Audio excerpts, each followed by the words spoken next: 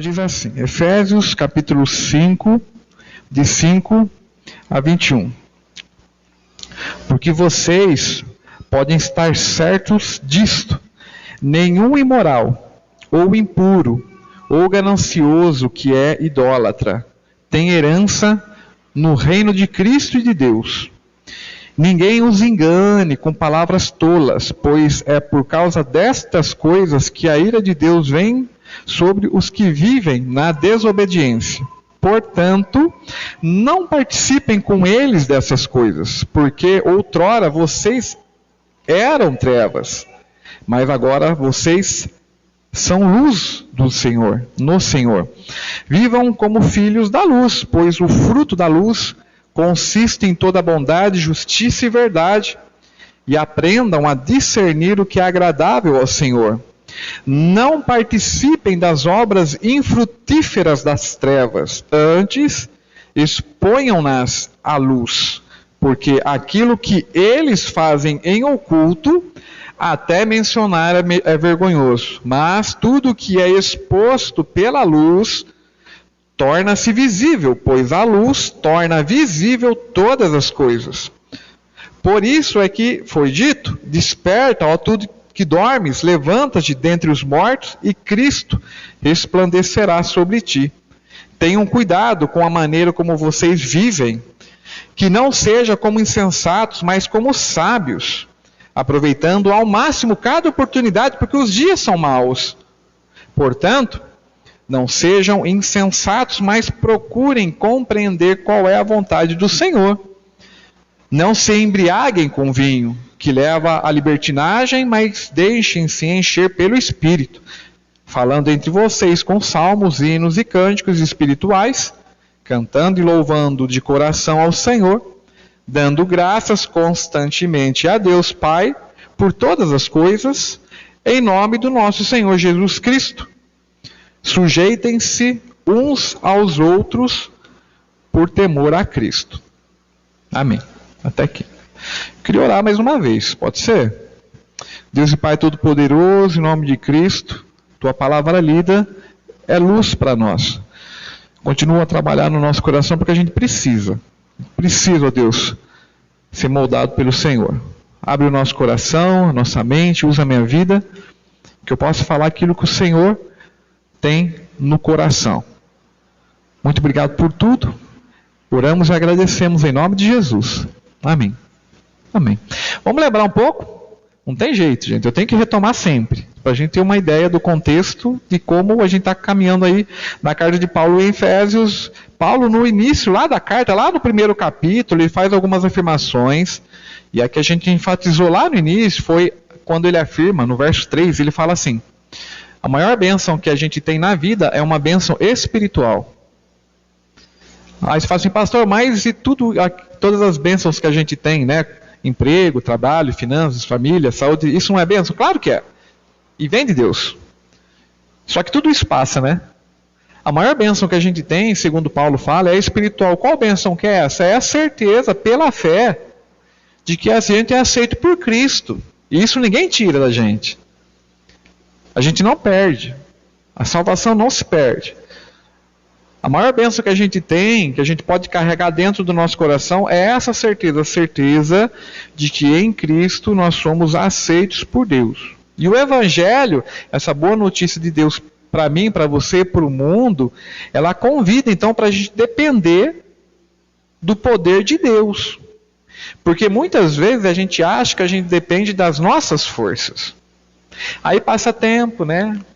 Vai e vem os dias, saúde vai e vem, enfim, a gente se dá conta de que a gente é frágil, de que a gente falha. Então o Evangelho é um convite para que a gente dependa não mais de nós, mas o poder que vem de Deus, que foi capaz, inclusive, de ressuscitar alguém que estava morto, absolutamente morto, e trazer novamente a vida. Que poder é esse? E Paulo fala que no caso ali ele está relatando o Cristo Jesus, né? Cristo morreu, de fato, só que ele ressuscita ao terceiro dia. Então Paulo nos fala, dependa do poder de Deus. Quem depende do poder de Deus, então, não vai ficar em berço esplêndido, esperando os dias passarem. Não, Paulo fala, então, se você depende do poder de Deus, sabe o que você tem que fazer? Você tem que viver pelas boas obras que Deus já preparou de antemão para que você vivesse. Porque a gente pode falar assim, agora eu creio em Cristo, eu vou esperar o dia que Cristo voltar, e está tudo ok. Não está tudo ok. Graças a Deus a gente crê em Cristo, a gente foi levado a essa fé, só que a gente tem uma missão. E parte dela é cumprir as boas obras que Deus já preparou para nós. Olha quanta coisa bonita e prática que Paulo fala até a gente chegar aqui onde nós estamos, né? Aí Paulo fala o seguinte também, cresça em maturidade.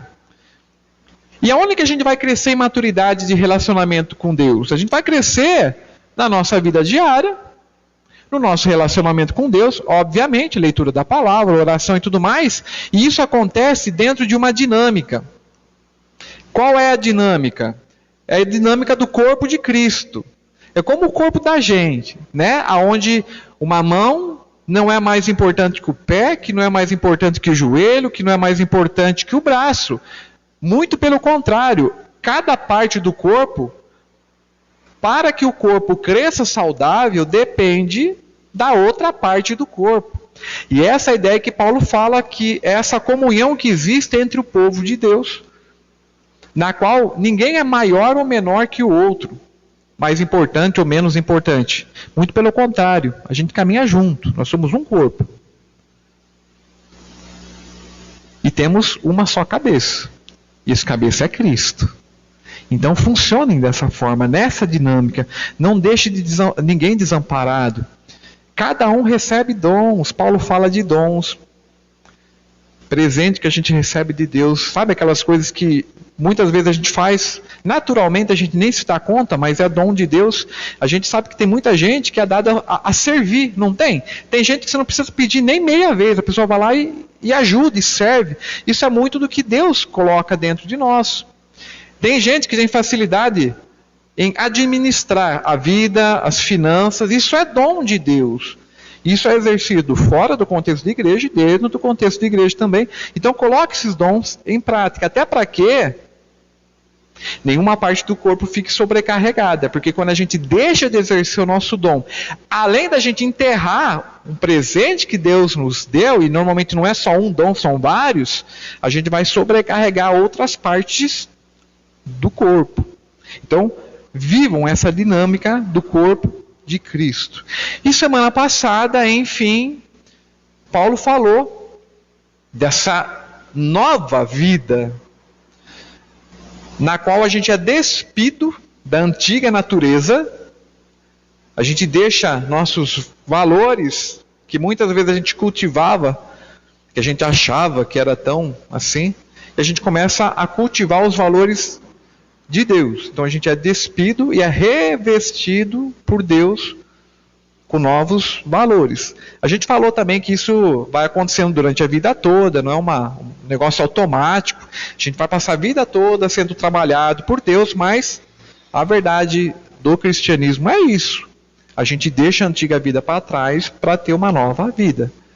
Morre a nossa antiga natureza e nasce uma nova natureza revestido por Cristo. E aí a gente chega então no capítulo 5, verso 5.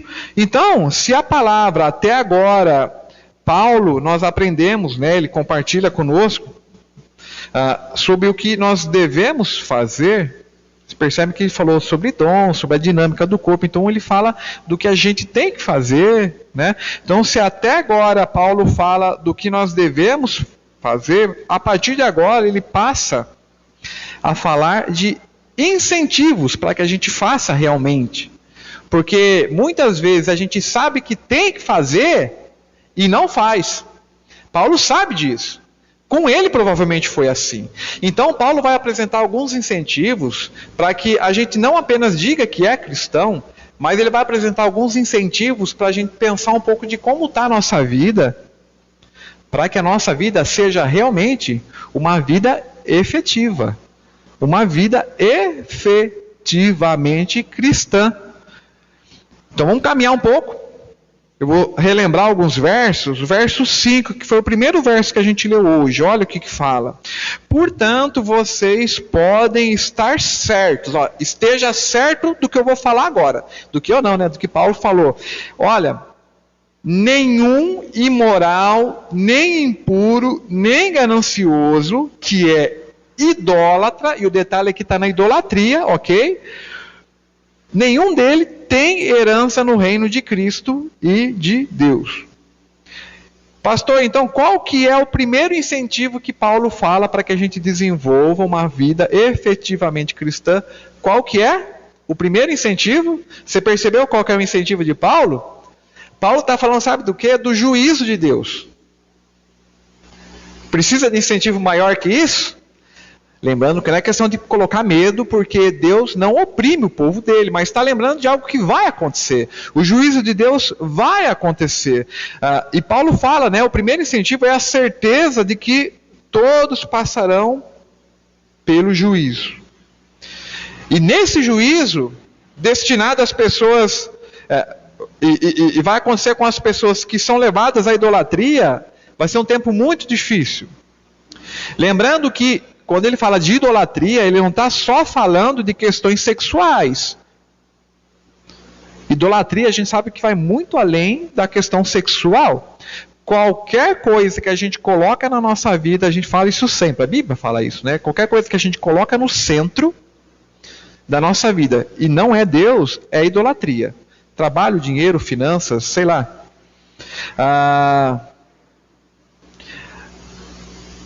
Não que um simples pensamento já nos desqualificasse para o céu, de maneira alguma, porque se fosse assim, quem de nós seria então qualificado para ir para o céu? Fala para mim. Fala para mim. Se fosse assim, qual de nós se livraria então desse juízo de Deus, dessa condenação eterna? Fato para nós, graças a Deus, é que Cristo, até para os que caem, ou que vivem ainda hoje dessa forma, se eles se arrependerem verdadeiramente, se alguém que é idólatra hoje, que é imoral, que vive na depravação, até para esses, se eles de fato se arrependerem, tem salvação, tem perdão, ou como a gente crê, a gente pode falar numa outra mensagem sobre a questão da predestinação. Deus já tinha preparado aquele para esse tempo de caminhada com Deus. As pessoas aqui, então, não são aquelas que simplesmente não, que acabam escorregando, e escorrega mesmo, eu e você, mas fala aqui das pessoas que se entregam a essa vida e não se arrependem. Estão em sério risco. Idolatria vai muito além das questões sexuais, pessoas que passam a passar impunes nessa vida. Tem muita gente que vive essa vida como se não houvesse amanhã, ou tanto faz quanto fez. Vocês sabem disso? Talvez até a gente tenha vivido dessa forma. A gente vive, faz as coisas do jeito que quer, não está nem aí com as coisas. Certo? Né? Tá tudo bem, às vezes até dá certo as coisas, né? Sabe um parâmetro errado que a gente tem às vezes de Deus? E eu não estou falando que se isso aconteça não é de Deus. Mas eu estou falando que não pode ser o único parâmetro. Por exemplo, deu certo. É de Deus. Não deu certo. Então não era para acontecer. Pode ser, mas pode não ser assim. Porque às vezes a gente pode querer muito uma coisa, aquela coisa acontece, mas aquela coisa não era vontade de Deus também. Por isso que é tão importante a gente se achegar cada vez mais a Deus. Eu não estou falando isso para criar uma insegurança dentro de nós, mas eu creio que é um incentivo para que a gente procure se relacionar com Deus, com o corpo de Cristo. Que a gente não viva um cristianismo de isolamento, certo?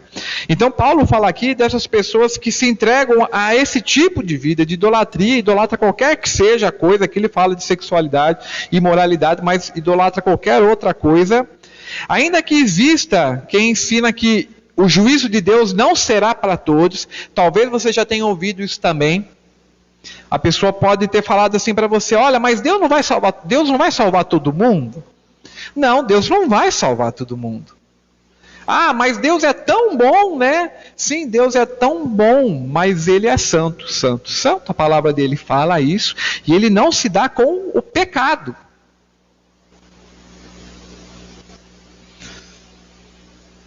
Se Deus fosse salvar todo mundo, não tinha necessidade de ter juízo, né? Vai salvar todo mundo, não vai ter juízo. E não é isso que acontece na palavra. Paulo está falando, vai vir o juízo de Deus. Existe uma doutrina assim que fala da salvação universal. Pelo menos nós, de uma forma geral, da linha reformada, a gente não acredita. A gente acredita que a gente vai passar pelo juízo. A grande questão é que o cristão não vai ser julgado pelas próprias obras, mas pela obra de Cristo na cruz. Jesus é o nosso juiz.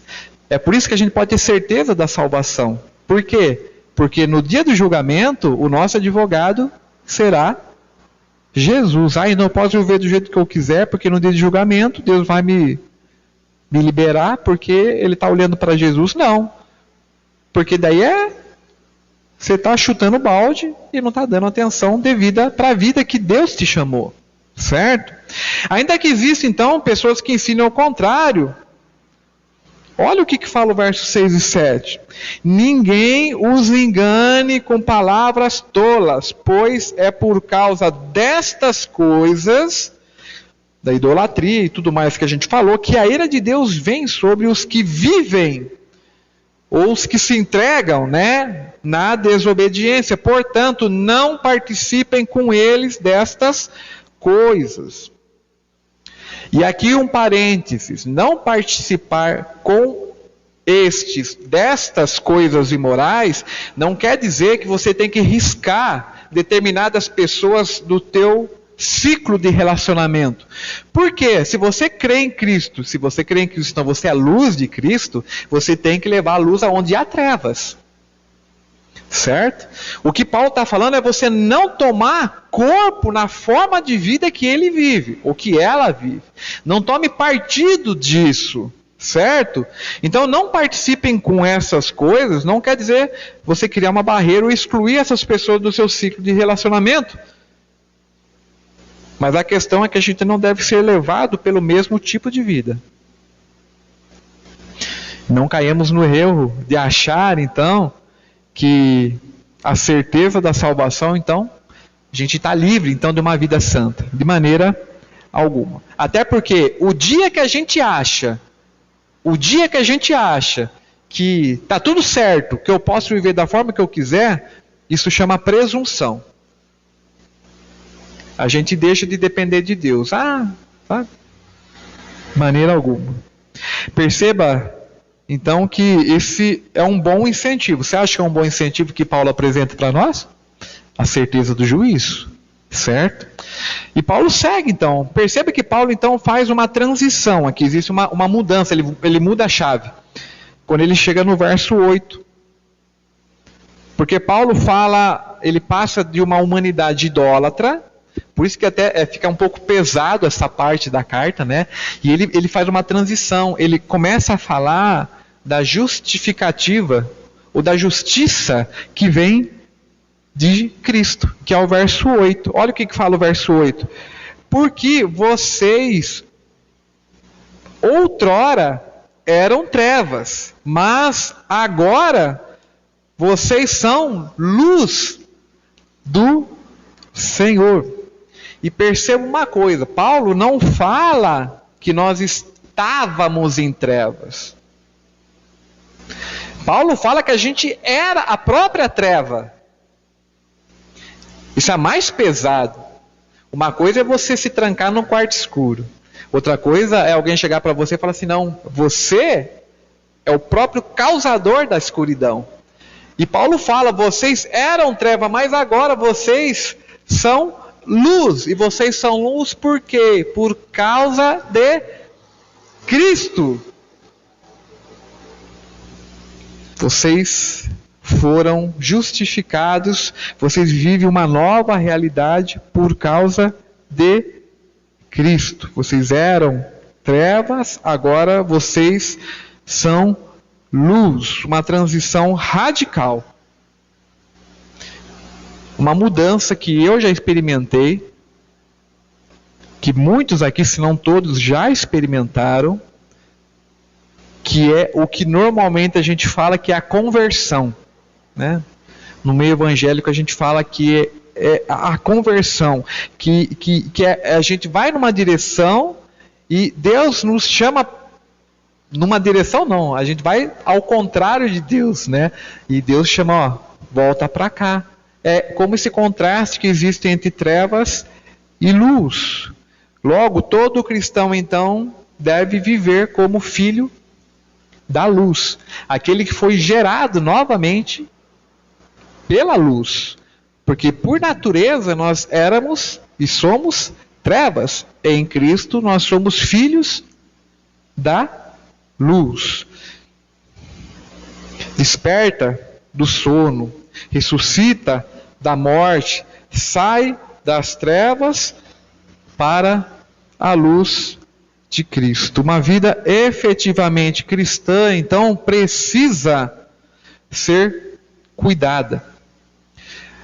Se a gente não cuidar da nossa vida cristã, e considerando que a vida cristã envolve tudo, ela não vai acontecer assim do nada.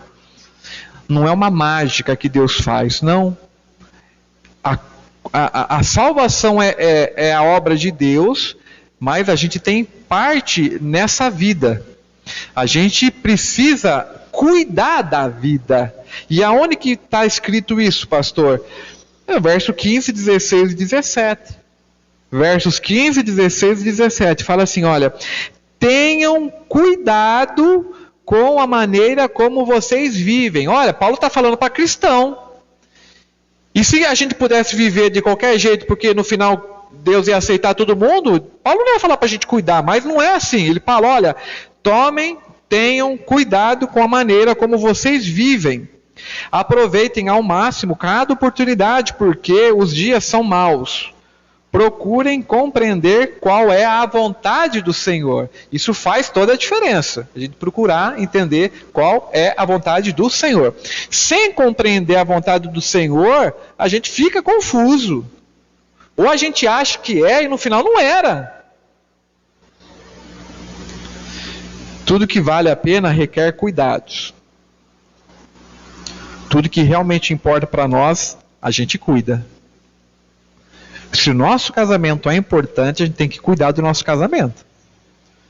Se os nossos filhos são importantes, a gente tem que cuidar. Se o nosso trabalho é importante, a gente tem que cuidar. Se a nossa vida, se a gente considera ela de fato uma vida que vive aos pés de Jesus, a gente precisa cuidar. Cuidar da família, cuidar do trabalho, cuidar da aparência, cuidar do lazer, cuidar da nossa vida em comunidade e cuidar principalmente de todo o nosso ser. Procurem compreender qual é a vontade do Senhor em cada situação. E aqui um detalhe, na Bíblia a gente não tem, aliás, na Bíblia a gente tem o que é a vontade geral de Deus para cada um de nós. Ele deseja que cada um de nós volte para Ele, a conversão, a gente caminhe de novo com Deus. Só que na Bíblia, muitas vezes a gente não tem a vontade específica de Deus para mim e para você. A gente tem a vontade geral.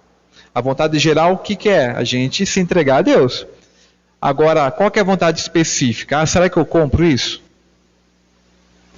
Será que eu faço essa mudança de trabalho, por exemplo? Isso muitas vezes a gente não vai ter na palavra. A vontade geral de Deus a gente tem, muito clara na palavra de Deus. A vontade específica, muitas vezes, não. É por isso que Deus nos convida para caminhar com Ele diariamente. E essa vida acontece nessa vida de comunidade de fé, muitas vezes. Esse relacionamento, essa intimidade, essa maturidade, isso tudo, Paulo fala que é deixar encher-se do Espírito. E aqui quando Paulo fala encher-se do Espírito, não é que Deus vai vir de uma forma assim que você vai perder a sua consciência e vai ser tomado pelo Espírito Santo de Deus, que você vai fazer isso. Não! Aqui a palavra no original para deixar encher-se é algo contínuo, não é uma experiência única. Muitas pessoas pegam essa passagem muitas vezes para tentar justificar a questão de dom de língua, de deixar ser a plenitude do Espírito. Não, mas a palavra no original aqui é o encher-se contínuo. Deixar ser cheio do Espírito é algo que vai acontecer todo dia, conforme a gente vive essa intimidade com Deus e com o povo de Deus, que muitas vezes a gente nem sabe que é povo de Deus, porque ninguém carrega escrito aqui na testa. O que mostra muitas vezes se a gente é povo de Deus mesmo são os nossos atos, né? As nossas palavras, certo? Então, deixem-se encher-se pelo Espírito, cultivem. Isso não é uma opção, é uma ordem de Deus para mim e para você. E quais são os benefícios da gente deixar ser cheio pelo Espírito? E aqui a gente já está partindo para o final. Paulo fala, no verso 19, ele fala de comunhão. Onde que está escrito isso, pastor? Olha, falando entre si, com salmos, hinos e cânticos espirituais. A gente vive isso individualmente? Claro que vive, né? Por exemplo, o Cláudio fala que acorda pela manhã escutando música lá no trabalho, não é isso? Mas é muito individual dele. Se as pessoas estão ali, vão ouvir junto, certo? Mas Paulo está falando aqui da questão comunitária. Percebe? Olha, falando entre si.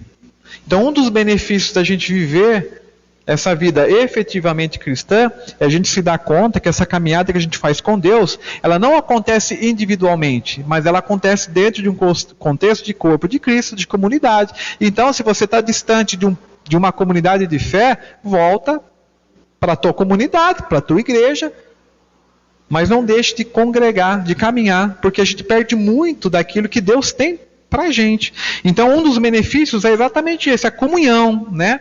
O segundo é a adoração, né? Que está nesse mesmo verso, né? Fala, cantando e louvando de coração ao Senhor. É a adoração, é o que a gente fez pouco antes aqui com cânticos, é o que a gente está fazendo agora, compartilhando da palavra de Deus, que não deixa de ser uma adoração. Então, comunhão, adoração. O verso 20 fala de gratidão. Fala, dando graças constantemente a Deus Pai por todas as coisas. Quem não tem essa percepção do cuidado de Deus vira rabugento. Reclama de tudo. E aí eu não estou falando que a gente de vez em quando não reclame das coisas. A gente vira e mexe e reclama das coisas. Mas muitas vezes é porque nos falta essa percepção de quem Deus é e de quem nós somos para Deus. Percebe? Dando graças constantemente a Deus, Pai, por todas as coisas. E todas as coisas aqui são todas as coisas, tá? As coisas que a gente queria que acontecesse e muitas vezes as coisas que a gente não queria que acontecesse. E aí que o negócio pega. Mas em todas elas que a gente aprenda a ser grato. Porque até nas lutas a gente aprende. Aliás, normalmente a gente aprende mais nas lutas do que nas vitórias, não é verdade? Um quarto benefício, aqui é o último benefício, e a gente vai encerrar. Ele fala do cuidado mútuo. Do cuidado mútuo. É o verso 21. Sujeitem-se uns aos outros, por temor a Cristo. Sujeitem-se uns aos outros. Está falando do cuidado mútuo. Aí você fala assim, pastor, mas tem hora que a gente cuida dos outros, a gente só leva patada, né? Pois é, você não vai cuidar do outro porque o outro vai ou não retribuir você. Você vai cuidar do outro porque você teme a Cristo. Você não faz esperando algo em troca. Você faz porque o que Cristo já fez por você, ninguém faria.